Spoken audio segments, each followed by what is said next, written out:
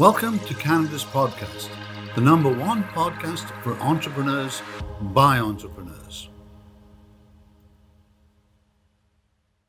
Hi, and welcome to Canada's podcast. I'm your host, Celine Williams, and today I'm here with Tugs Smith, who is the Vice President of Operations at A&T Ascension Consulting, ATAC, a virtual staffing company she co-founded with her husband, Adrian, where she manages hundreds of remote workers across North America.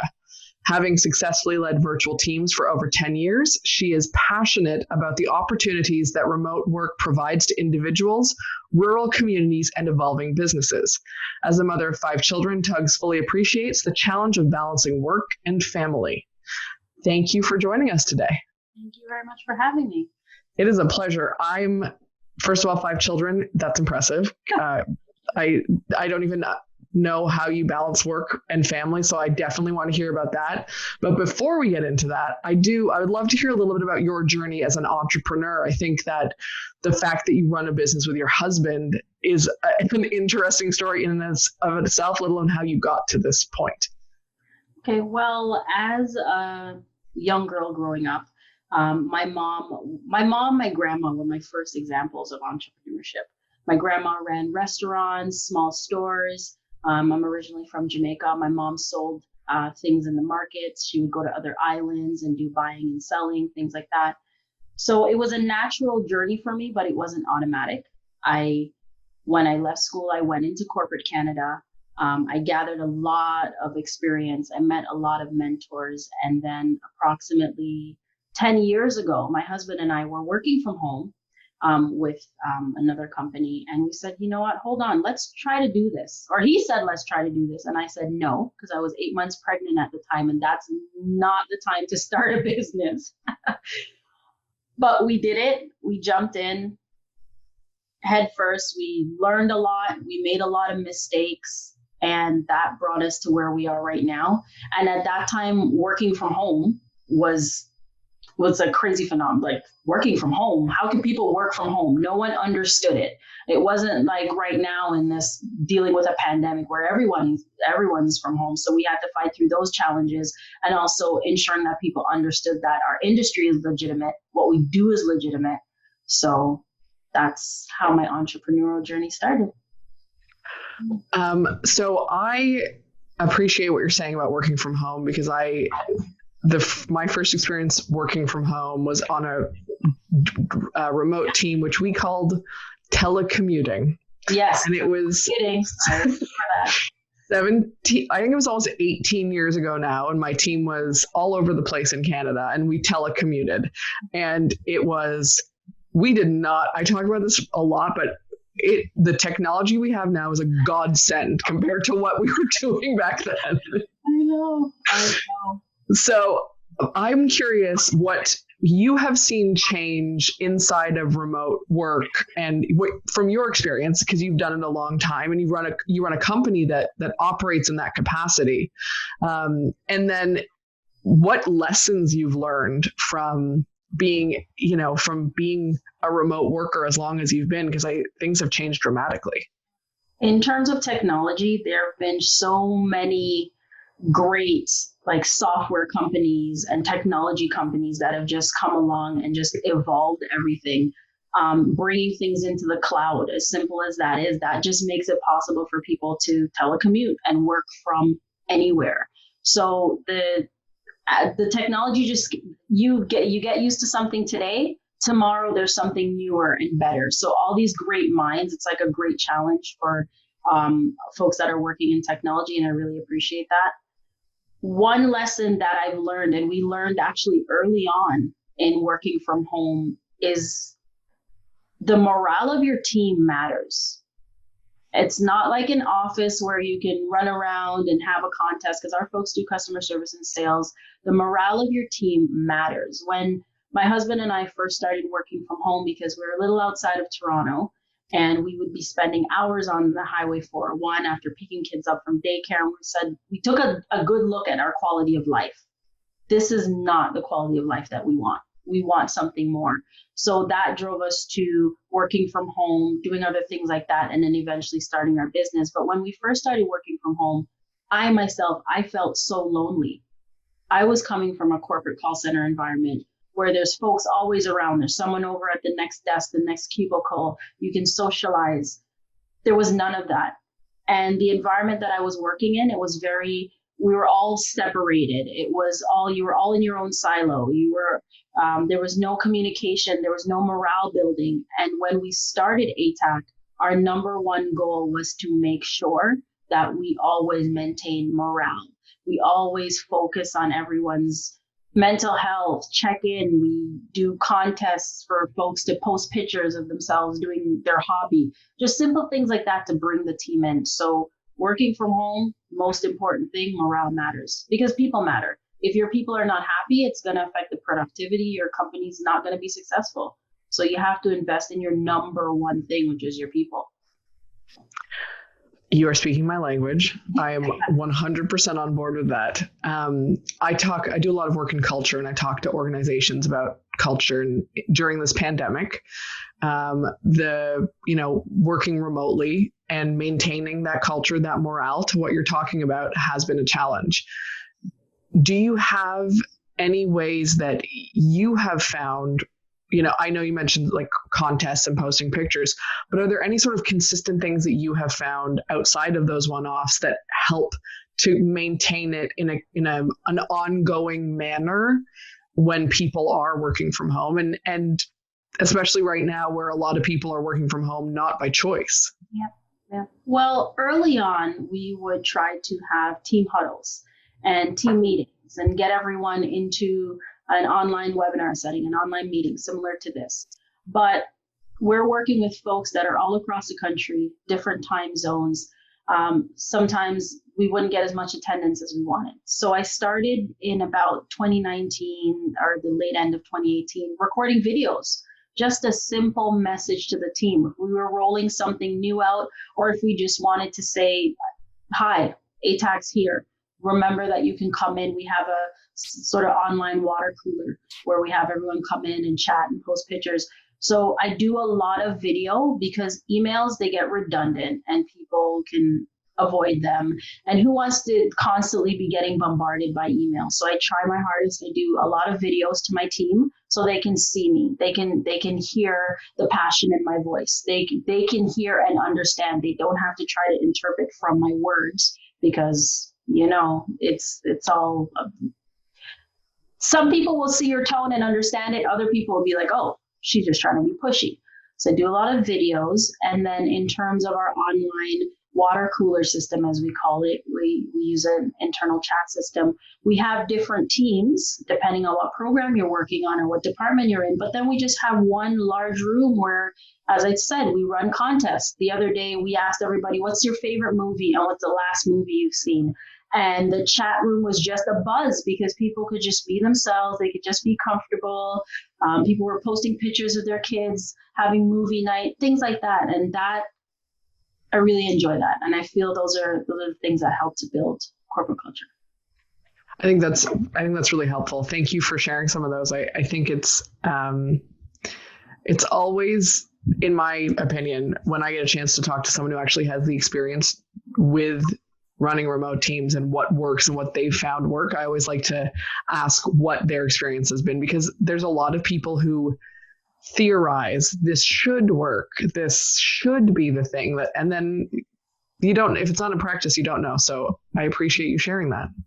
Another thing that comes to mind that's very important that I think some organizations forget. If you have screened someone, you've onboarded them, you've hired them to do a role in your organization, why do you now feel that you must parent and micromanage? So I try very hard with my leadership team. We don't micromanage. I have touch point meetings. We go in, we talk about what's going on in your area, what's going on in your department. We kind of strategize what we need, what are the deliverables I need. And I'm not going to tell you that you need to be at your desk from 9 to 5. My goal is that at this particular time, this report should be done, this information should be done, whatever it takes to get that done. I work with a lot of wives, husbands, parents who enjoy the fact that they can take a minute away from their desk with their with their children, walk their dog, do whatever they need to do, and then come back refreshed and get their work done. And my team is more productive. I brag about my team. We have an awesome, awesome team. And I think that's one reason, because I have enough children to parent. I'm not trying to parent other adults. And that's where some organizations really lose it, because even though their folks are in their own home, they're feeling just under pressure. And they're feeling like they're being micromanaged, and they feel like, hey, Yvette, are you still at your desk? Da da da da da. You have to let grownups be grownups. I believe that strongly. That's a really important lesson. I agree with you. And I think it's very challenging for people who grew up in a corporate environment where the number of hours your butt was in a seat was the number of hours you were productive. Exactly. And that's an illusion. Yes. But it's very common. And I think your point is you articulated your point really well, which is that doesn't matter. The amount of hours your butt is in a seat is irrelevant, because that is parenting. And I wonder if part of the reason so I have two questions inside this, actually. My first question is, have you always had that philosophy? Have you always believed that it really is about like I'm going to set this outcome. This is when this thing is due, whatever language you want to use, and then you do it your way as long as it's done when I expect it to be done. Have you always had that? It would be my first question. And the second question is, if not, where do you think that came from? So when I was in corporate call centers, I was used to the rigid 9 to 5 schedule. This is when you need to be here and you need to be productive. And at the time, I wasn't really absorbing everything that was happening. But, as you walk through life, you're learning things. And even after, you might kind of look back and say, hold on a second. When we started ATAC originally, it was Adrian and myself. We did everything. We were everything. We're accountants, we're team leaders, we were everybody. And then we started to take staff on in leadership capacity and make departments. And then I thought about it, and I thought back to my days in corporate call center culture. And there were folks that were at their desk for 8 hours, but they weren't productive. They were talking to the person next to them. They were doing this, they were doing that. And in having a small company, because I always say we're a mom and pop shop dressed up as a corporation. So in having a small company, because I'm very hands-on with every element of my company, in having a small company, if I brought you in to help me with, let's say, workforce management, I am now trusting you to take care of the workforce management. And then I have to in turn trust myself that I made the right decision in hiring you. So it was an evolution over time, just based on life experience. It wasn't something that I came out thinking, once I start a business, this is exactly what I'm going to do. But it was just recognizing from having corporate experience, now being the corporation, just taking a look at what's actually effective. What's really effective? And you just sitting there for 8 hours, and I'm paying you for 8 hours, but I'm not getting the results I want. Versus, here's a project, run with it, and let's talk about it next Tuesday, and it's going to be spectacular. Over time, I think you have to trust yourself as a leader, if that makes sense. And once you trust yourself that you're making the right decisions and you're putting the right people in place, let them do what you hired them to do. Mm-hmm. I think that's a good point. I think you have to trust yourself as a leader, and I think you have to trust the people around you. Exactly. Yeah. And I'm curious if some of that came from, so both of my parents were entrepreneurs. It sounds like you had the experience of, parent and grandparent who were entrepreneurial, if not full-time entrepreneurs as well. So you grew up with some entrepreneurial folks around you. And I wonder if some of that comes from having been exposed to people who were entrepreneurial and were, running their own time and doing their own thing and making their own way, that some of that exposure kind of makes you go, oh, it doesn't have to be the same way. Exactly. I agree, because later on in life, I would say 10 years ago, or maybe 20 years ago. Wow, I'm aging myself. My mom also, she went back into business and opened a business here in the west end of Toronto. And I was also, ATAC was in its infancy about 10 years ago. My mom was still in business. And I was taking a look at the fact that I was balancing the kids, doing everything that I need to do, but we were still getting things done, Adrian and I, in the business. And I one day you kind of have that aha moment that, okay, we've gone to football practices, we've gone to groceries, we've had dinners with the kids, we've watched a movie, but all of the workload got completed. But we still got to do the things we wanted to do. And that was before we started bringing folks on into the company, because we're about 3 years in before we hired our first leadership, member of leadership staff. We always had customer service agents, but as I said, Adrian and I were the everything at that point. We were young, we were in our infancy. So that also helped as well. Watching my mom run her business and balance her life, because she was also working at the same time and having the store and hiring someone to help her to run the store, things like that. These are the things that really impacted me to understand. And then also I respect people. I respect people.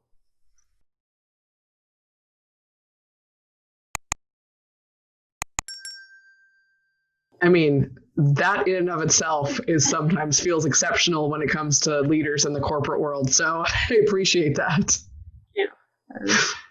Yeah. So you mentioned, being pregnant when you started this business and watching your mom and kids and all of these. So I actually want to get into how you find work-life balance.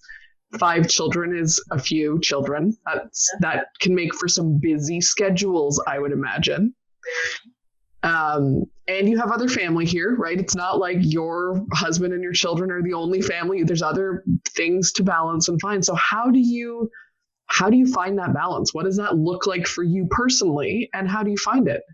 Well, I'm the oldest of 5 and I have 5 kids and a wife. So basically you're the mother of 9 is what it's. I'm the mother of a lot of people.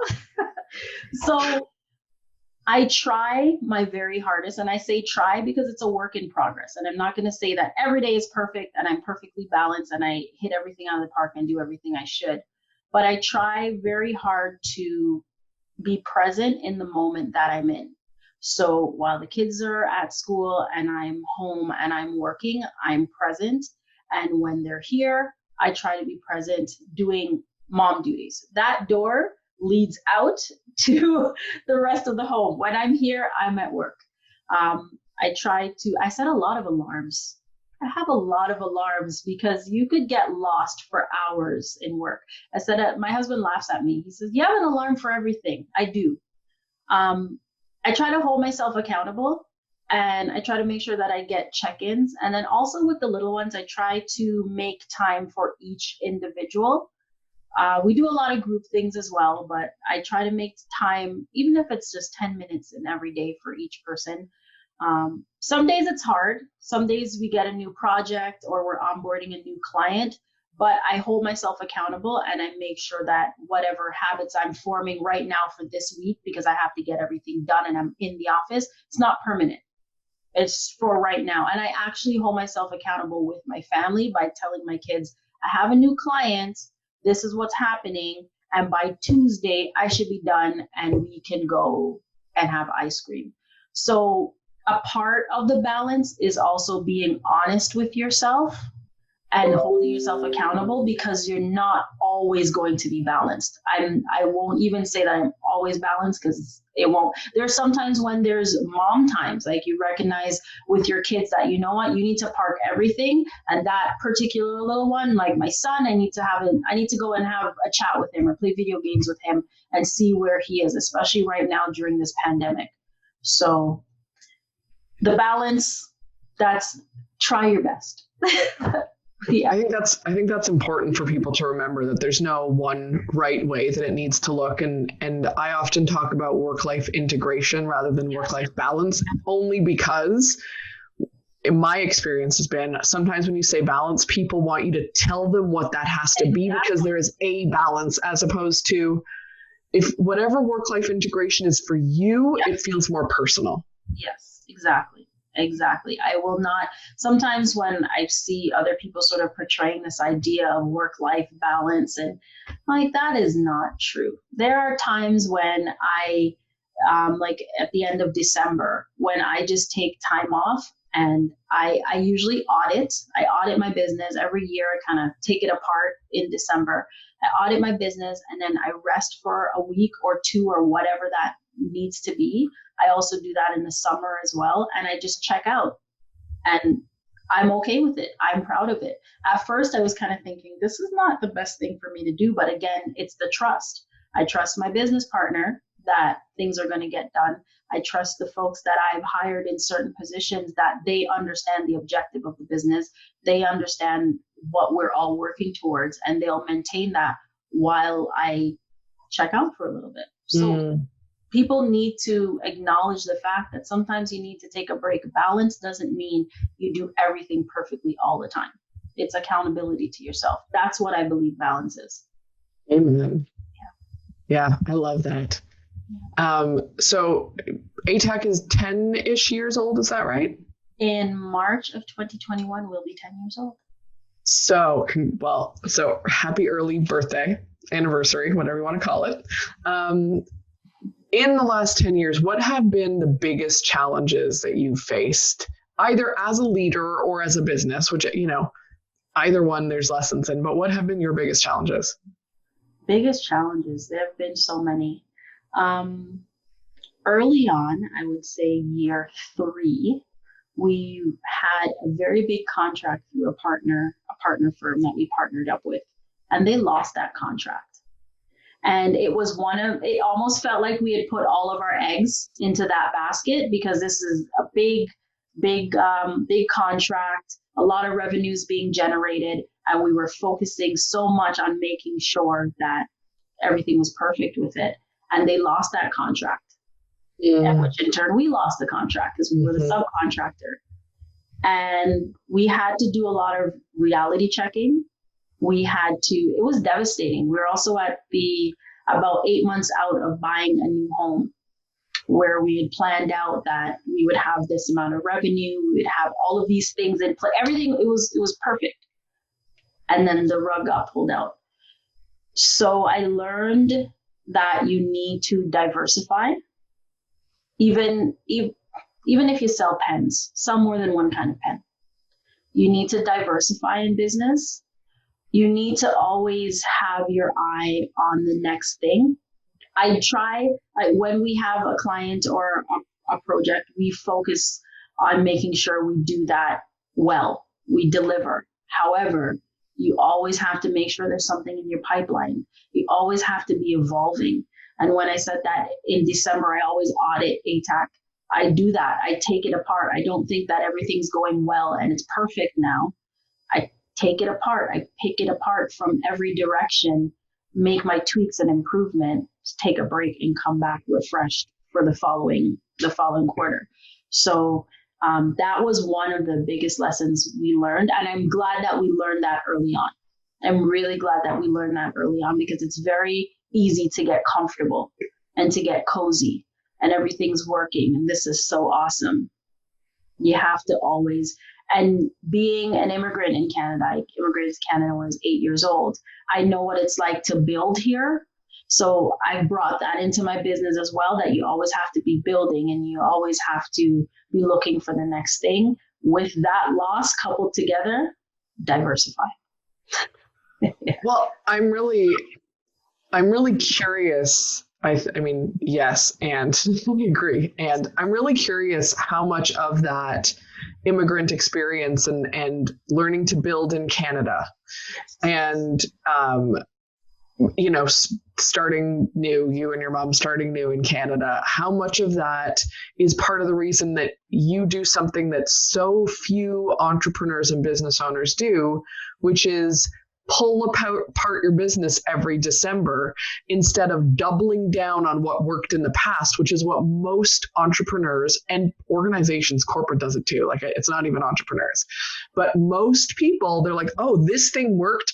I am going to double down on this. How can I systemize this one thing that then because that's how you scale. And everyone gets very focused on that as opposed to doing what you do, which is very unique.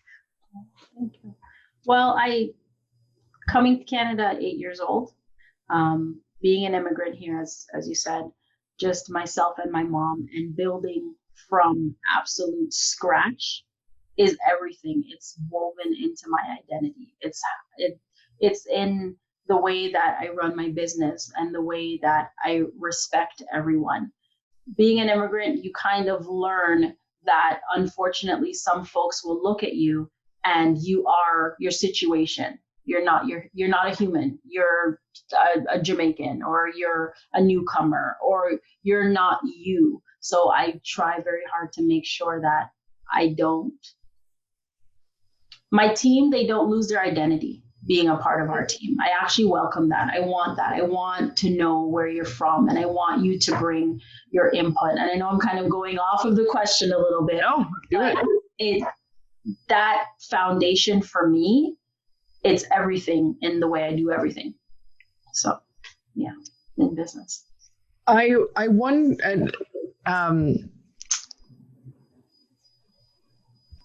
love that. And I think that is very powerful, that you see people for who they are and you want to know their situation and you want to know where they're from and what their story is. And I wonder so my parents are both immigrants. My parents are not visible minorities. They're Italian and Welsh. So I wonder if your mother and you are a visible minority in Canada. It's real. Yep. I wonder that combination of we are immigrants and we are a visible minority, how much of that has informed, or how that has informed how you show up as a leader and how you run your teams. All of it. That's a great question. Perfect. All of it, and then we have to add female as well. Well, I was we have to have female. We have to add female as well. So I make sure when I get into any situation, any room, that's not always the front of my mind, but I make sure that my mom always said when we were leaving the house, you better make sure that you're put together, because when you walk outside, you represent me. So represent me properly, because I raised you properly.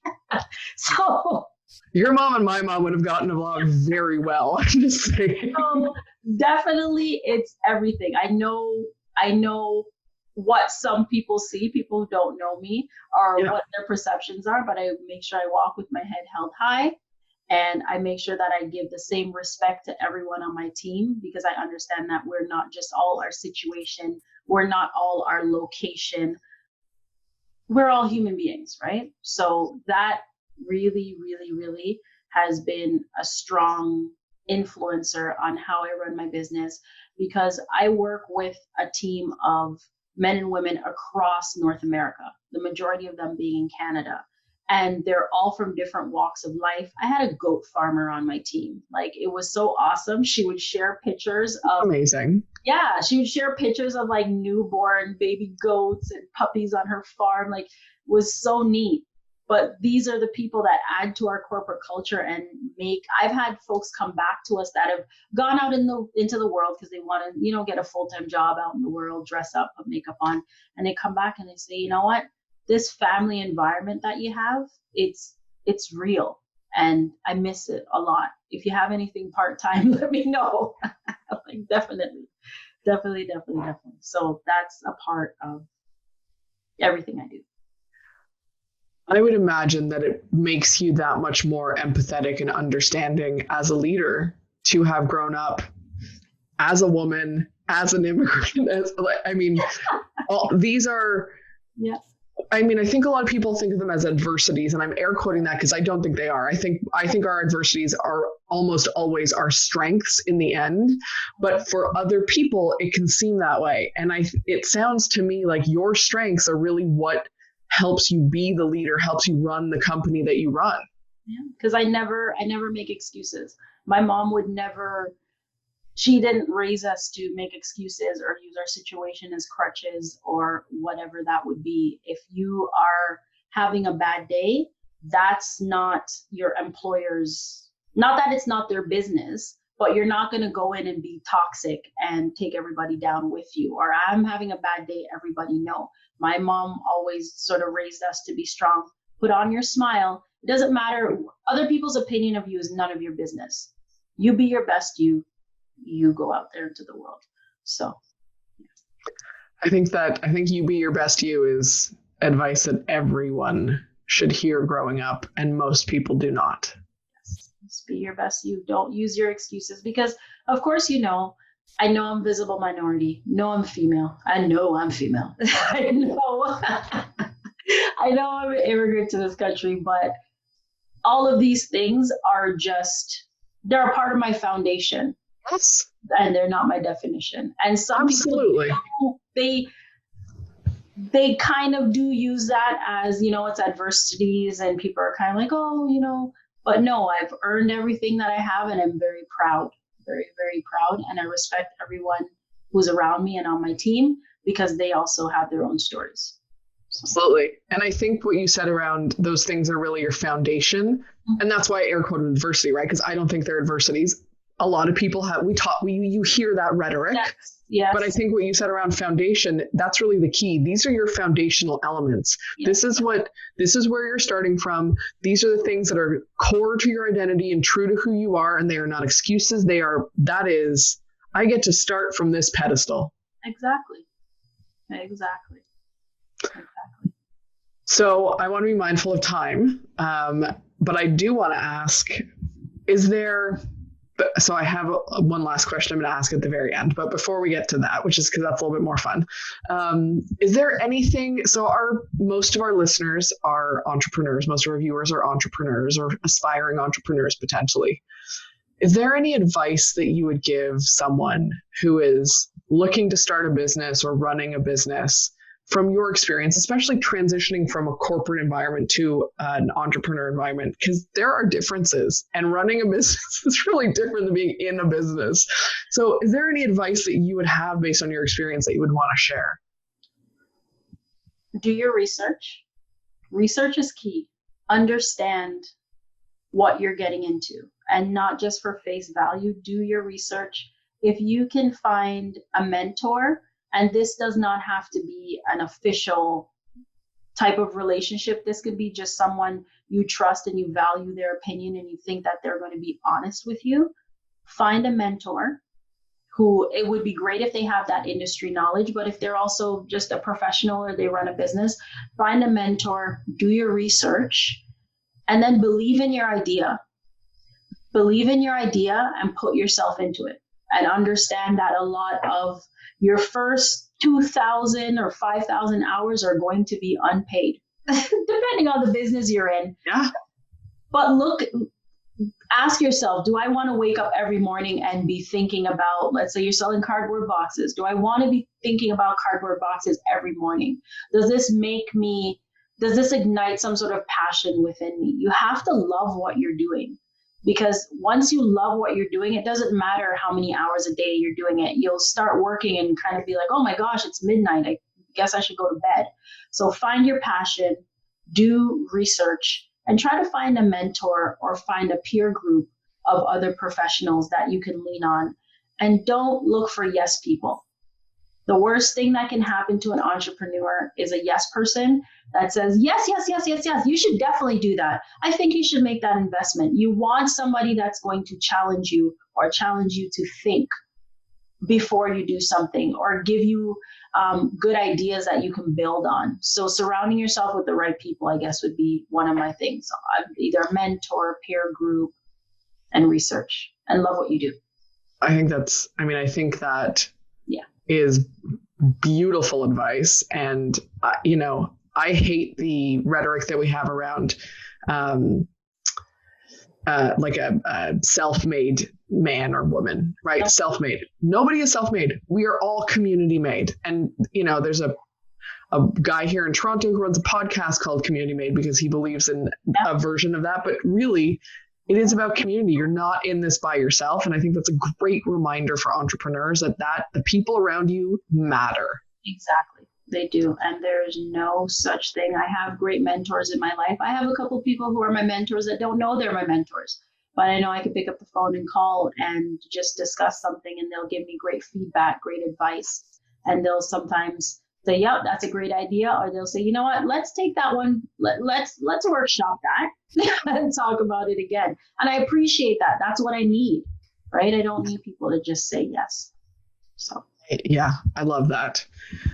So last fun question. You might have noticed I have a few books on a shelf back here. Do you have any books or podcasts or resources that you love? And it doesn't have to be, self-help, whatever, but that just have a lot of meaning for you that you would like to share with our listeners? Thinking. That is a fun question. You know what? A friend of mine, actually, and she probably doesn't even know this, Makini Smith, she wrote a book called A Walk in My Stiletto. And it's sort of a biography of hers. But I haven't read the book because I don't want to read her book because I want to see her the way I see her. But she has a line of, she does like motivational speaking. She does podcasts. She does things like that. So I try to follow Makini because I feel like she's always, sorry about that. I apologize. She's always on time. She's always on time. So Makini is somebody that I follow. And I listen to her podcast. And just women, I try to just keep an eye and follow and read a lot of women that are authentic and transparent. Yeah. I'm very attracted to authentic and transparent. So, yeah. That's great. Thank you. Thank you for joining me today, Tugs. It's been great talking with you. And I know it's going to be super valuable for our folks. So thank you. It's much appreciated. Thank you.